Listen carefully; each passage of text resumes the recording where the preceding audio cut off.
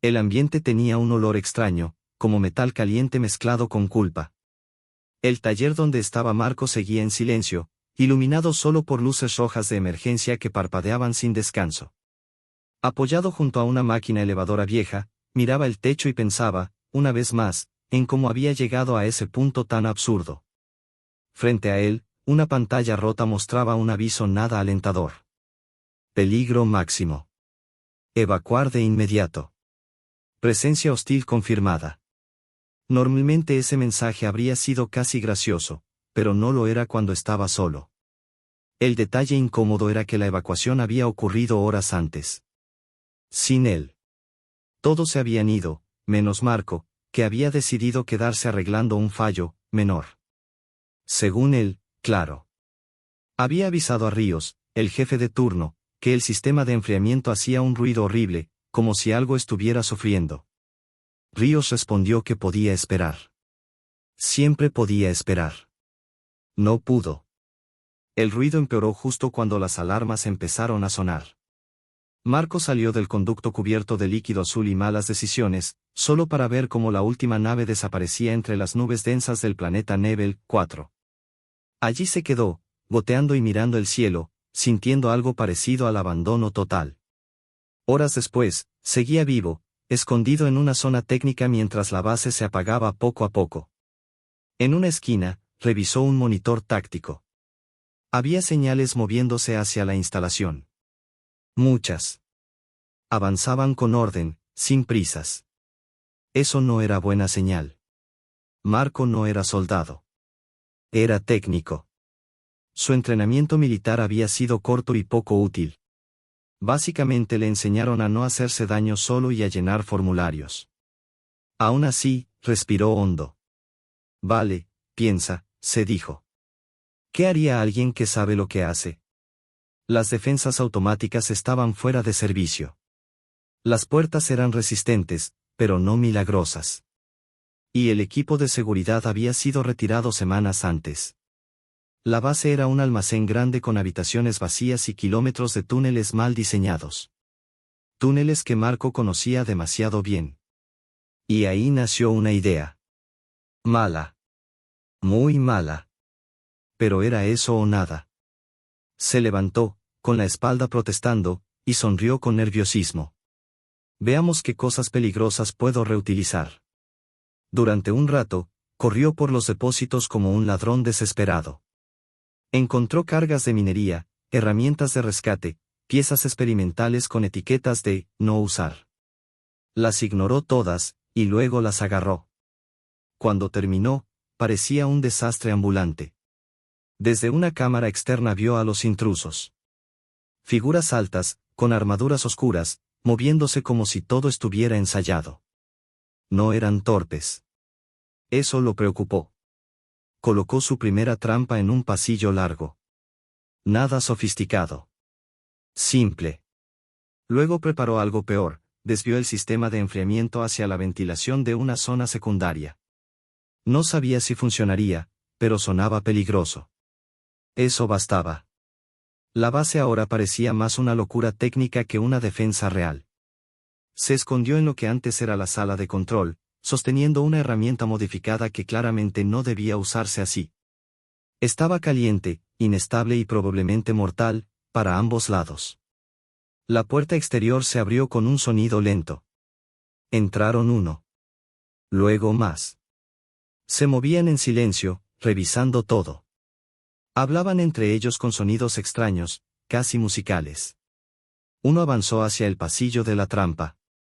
Marco apretó un botón improvisado, reciclado de una vieja alarma que siempre había odiado. La explosión sacudió la estructura. Luces fallaron. Alarmas gritaron. Y Marco salió disparando energía sin pensar demasiado. Lo siento. Gritó. Bueno, no tanto. El vapor frío inundó otra sección de la base. Escuchó gritos confusos. Funcionó. Más o menos. Corrió hacia los túneles de mantenimiento. Allí todo olía a aceite viejo y miedo. Se movía a oscuras, escuchando pasos, adaptándose, improvisando. Ya no tenía su herramienta principal. Solo un tubo y pura terquedad. Los intrusos aprendían rápido. Se comunicaban con señales cortas. Marco intentó imitarlas para confundirlos. Sonaba terrible, pero logró engañarlos un par de veces. Eso le levantó el ánimo. Llegó a un cruce importante. Allí pasaba el conducto principal de energía. Una estructura enorme, mal diseñada, peligrosa incluso en días normales. Marco la miró y suspiró. Esto es una estupidez enorme, dijo en voz baja. Lo sé. Empezó a desconectar sistemas de enfriamiento. El calor subió de inmediato. Perfecto. El plan era simple, hacer la zona tan peligrosa que nadie quisiera acercarse. Escuchó pasos. Dos figuras se aproximaban. Se pegó a la pared, conteniendo la respiración. Los vio detenerse frente al conducto. Uno parecía tener rango superior. Hablaron entre ellos, confundidos. El calor seguía subiendo. Uno extendió la mano hacia un panel. No, no hagas eso, susurró Marco. Lo hizo. La reacción fue inmediata. El soldado retiró la mano de golpe, gritando. Ambos retrocedieron mientras el sistema vibraba peligrosamente. El tiempo corría. Y Marco sonrió, sabiendo que, por ahora, seguía en el juego. Marco vio cómo las luces del sistema de ventilación empezaban a encenderse una por una, parpadeando en amarillo intenso. Sonrió sin humor. Se tapó los oídos y abrió la boca, recordando un consejo que le habían dado en un curso rápido sobre explosiones: igualar la presión o lamentarlo después. El sistema se activó con un estruendo brutal, como una bestia enferma expulsando aire a la fuerza. El flujo ardiente salió disparado por los conductos, diseñado para proteger las zonas habitables. El pequeño detalle era que los dos intrusos no estaban en una zona habitable. La ráfaga los golpeó de lleno y los lanzó hacia atrás como muñecos sin peso. Sus armaduras aguantaron lo justo para que no murieran, pero Marco alcanzó a ver humo saliendo de ellas mientras rodaban por el pasillo lateral. No se quedó a comprobar nada. Giró y corrió. El problema de pelear escondido en una estación era simple: tarde o temprano se acababan los lugares donde esconderse. Marco lo sabía. Llevaba rato repasando mentalmente rutas de escape y ya casi no quedaban opciones. Las cargas se habían terminado. El sistema de enfriamiento estaba destrozado. Las trampas nuevas eran cada vez más absurdas. Su último plan incluía una máquina de carga, cajas de comida congelada y una confianza poco realista en las leyes de la física. Llegó a la bodega jadeando, con el pecho doliendo por haberse colado por un túnel demasiado estrecho. Estaba seguro de que sus perseguidores lo sabían. Estaban cerrando el cerco. Manual básico de caza. Subió a la cabina del cargador industrial. El asiento era incómodo, pensado para turnos cortos, no para huidas desesperadas. La máquina era enorme, con brazos hidráulicos capaces de mover contenedores completos. Marco anuló los bloqueos de seguridad usando sus últimos permisos. Le dijo al sistema que era una reparación urgente. La computadora protestó varias veces antes de aceptar. Cobarde, murmuró Marco. Yo al menos sigo aquí. Escuchó pasos acercándose. Muchos. Ya no había duda. Encendió el cargador. La vibración le recorrió las piernas. La puerta de la bodega se abrió y entraron los soldados, armas listas, buscando objetivos. Hola. Gritó Marco desde la cabina, levantando la mano. Pregunta rápida. ¿Su armadura pesa mucho? No dispararon de inmediato. Dudaron. Uno levantó la mano, quizás para ordenar alto el fuego. Dijeron algo que sonó a ultimátum. Lo siento, respondió Marco. No entiendo canciones raras.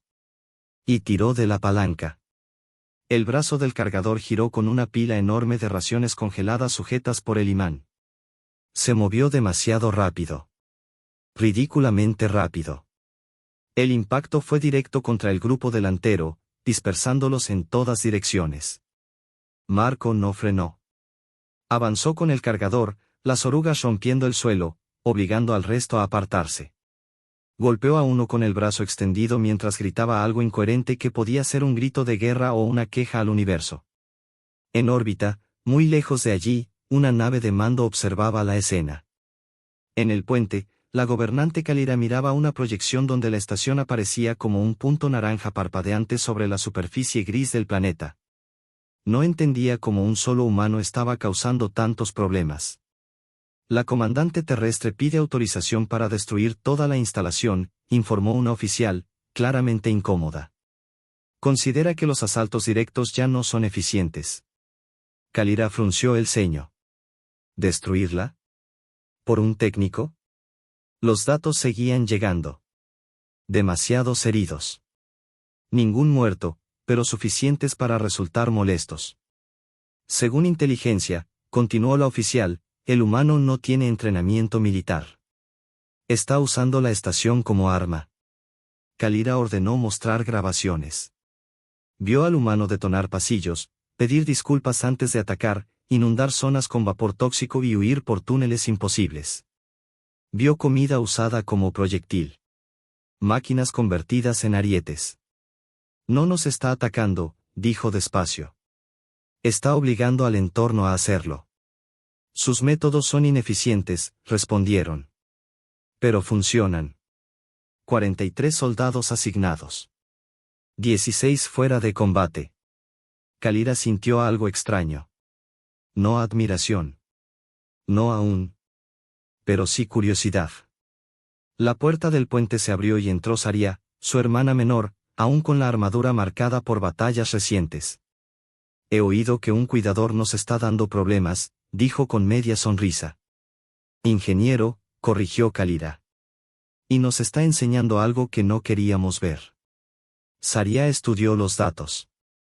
Siempre pensamos que los humanos huirían, dijo. Y casi siempre lo hacen. Pero hay excepciones. Mostró otros informes. Pequeños grupos resistiendo más de lo lógico. Personas negándose a rendirse cuando deberían. Señaló la estación, decidió quedarse. Kalira observó el punto naranja una vez más. ¿Qué sabemos de él? Preguntó finalmente. Muéstrame su archivo. La pantalla cambió. El archivo indicaba que Marco Lázaro, 32 años según el calendario humano, había sido formado como ingeniero de apoyo táctico. En la práctica, su trabajo diario había sido reparar sistemas, mover suministros y llenar reportes interminables. Ninguna medalla. Ninguna misión heroica. El informe psicológico era más interesante.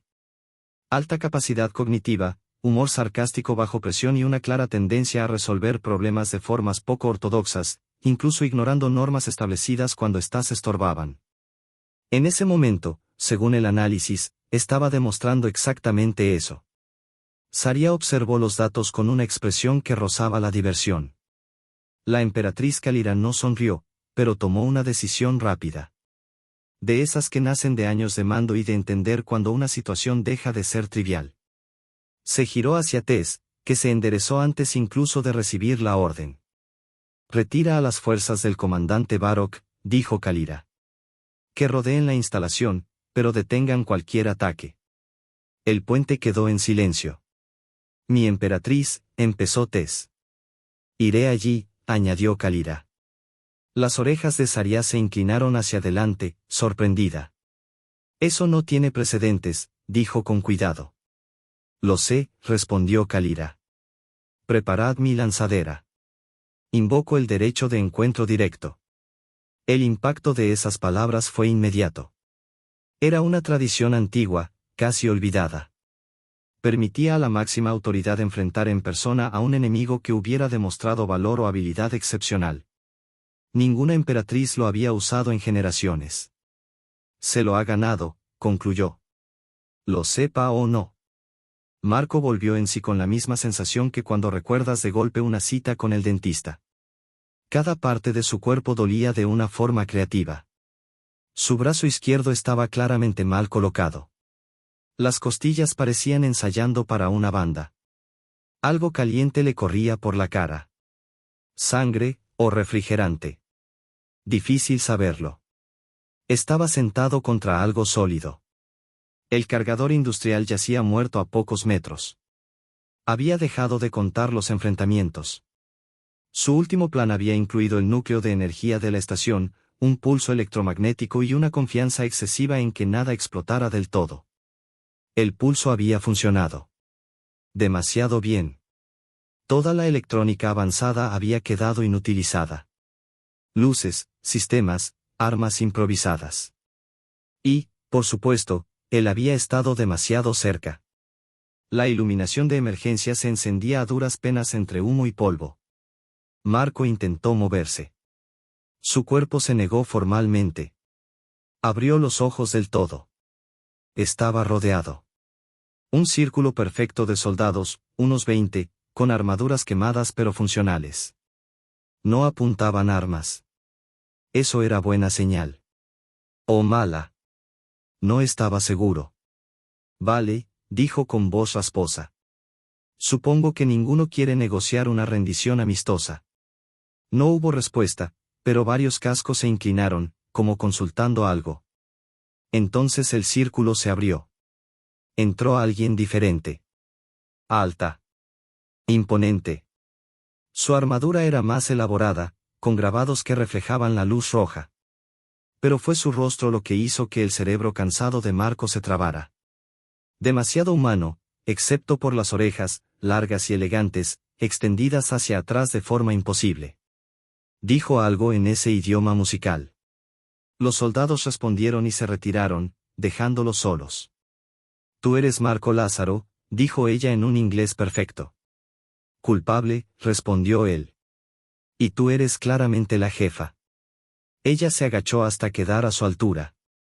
Soy la emperatriz Kalira, del dominio Asfarim. Y has logrado algo notable. Lo he logrado con bastante dolor, murmuró Marco. Puede que esté muriendo, pero aún no hay veredicto. Resististe casi 6 horas contra 43 soldados entrenados, continuó ella. Usaste solo el entorno, herramientas improvisadas y lo que nuestros analistas llaman creatividad armada. 16 bajas. Ningún muerto. Intentaba no morir, admitió. Que nadie muriera fue un efecto secundario agradable. Kalira lo observó largo rato. ¿Por qué no evacuaste? Un fallo en el reciclador, respondió. Cuando salí del túnel, todos se habían ido. Me pareció descortés, pero lógico.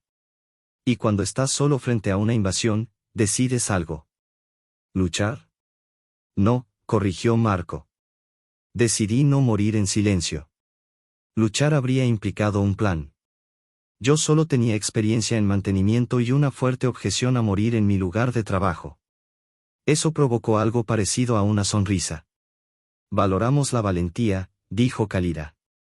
Y tú convertiste tu entorno en un arma. Demostraste algo que no esperábamos de los humanos. ¿Desprecio total por las garantías de los equipos?